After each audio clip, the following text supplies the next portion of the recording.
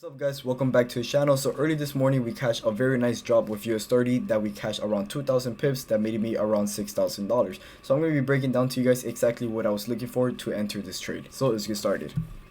Alright, so this was the entire drop that we took with US30 that we did take this morning around 9:30 in the morning once the market did open, right? So before we actually took this trade, we did take one trade and we did end up losing this trade. But I'm going to be explaining to you guys the trade that we took that we end up losing, and I'm going to show you guys exactly why I took this trade over here. So this week has been very nice with indices pairs overall, right? So this was a trade that we took yesterday as well. We actually took two US30 trades. We actually took the sells over here, which made us around 900 plus pips. This trade over here, I do believe made me like $2,000+. This trade over here was a very nice 1,800 pips trade as well. Another 1 or 2 risk to reward that made me around $5,000. We've been taking buys off this level, which is 33,400 level, for quite a while already. We actually took another buy early this week over here, which also made me around 1,200 plus pips.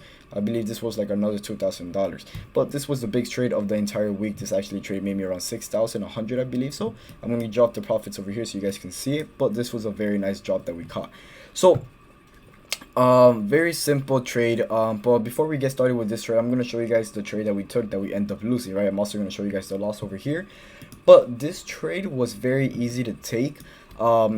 So if you guys can notice off the 5-minute time frame, right? Because I like taking trades with the New York session off the lower time frame because, you know, we catch the volatility move, which moves very quick, right? So I don't really focus on the higher time frames, only during, you know, like around the Asian session, so we can mark up the chart and know exactly what the market is doing. But, you know, overall, if I'm taking the volatility trades, I like taking it down over the lower time frame, right? So very simple, right? So as you guys can see, you know, the 5-minute time frame, we are pretty much going bearish, which the market is in the condition in a bearish market, right? You can see that market has been breaking under this level of support, which price did pull back into this level, which I was also looking to take sales over here, but this was around the Asian session, which I really don't take trades around this session. But, you know, if you guys can see, price has been rejecting this area. Price had a very nice drop over here. Price pulled back up to this level, you know, retest this other broken support, which price is also holding as resistance, right? So overall, you know, market is creating lower lows and lower high structures.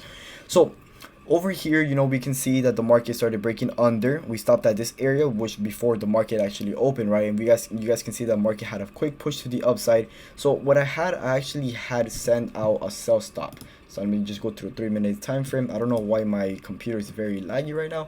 Hopefully we can get this video done, but let's see what happens.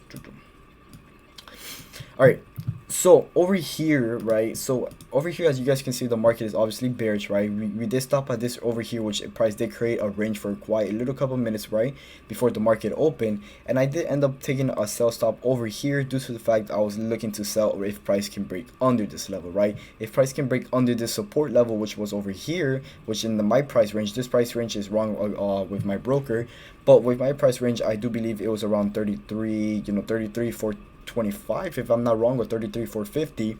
I did send a sell stop over here, which I was waiting for price to break under, which price did clearly break under that level, almost hit TP1, and then end up reversing back to stop loss, right? So basically what I was waiting for was to see what can price do, if price can still maintain under this level so we can take the sells, or what can price do. So over here, you know, price did reverse back into stop loss. We know we got out of stop loss and I was waiting for the second position. So price started coming back into that level again, but as you guys can see, price did reject this area. Now I was just analyzing the market and I saw that price was coming into this broken support level, so I kept going down into lower time frame. So this area, this is a 3-minute time frame, which I actually took the trade from. I did see that price was coming to retest this entire level of resistance, right? So this level over here was around 33,430. In my broker, it was 33,500, right?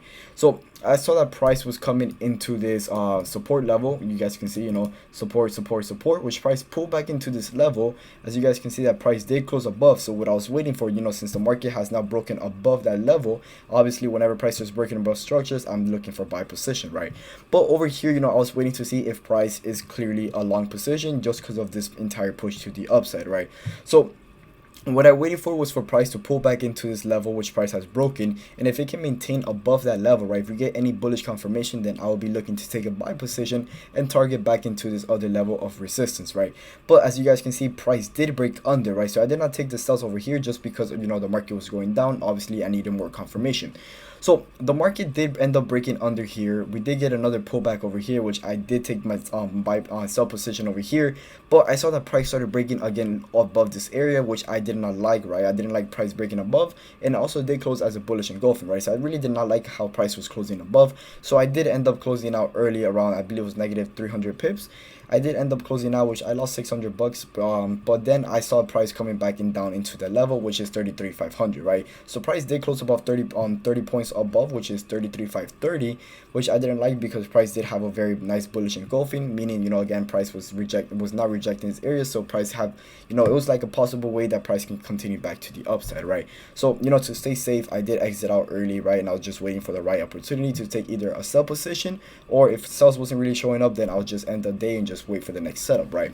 But over here, you know, we can see that price pulled back down into 33,500, which price did maintain under, right? So I waited for that bearish engulfing confirmation, which was over, not bearish engulfing, a bearish candle confirmation to see if price can maintain under, which was this very nice push over here. So basically, I waited for price to give us a little weak rejection over here off the 1 minute time frame, right? So once I got the rejection off the 1 minute time frame, is exactly where I entered the market. And as you guys can see, you know, the market did have a very nice drop down to this area, which around is 33,200 level, which made me around 2,000 pips. Another way to say is $6,000, right? So also a very simple trade. Again, it was a pain in the butt at the beginning because we did take a loss over here with US30, but you know, again, US30 is very volatile, so we got to wait for the right opportunity to enter the market. So NAS 100 also, we did take a sell with NAS 100, which we did secure around 550 pips. So let me just load this up and I'll show you guys right now. All right, perfect. So this was NAS 100, right? So overall, if you guys look at NAS 100 off the higher time frame, you guys can obviously tell that NAS 100 is in a very strong bullish condition market, right?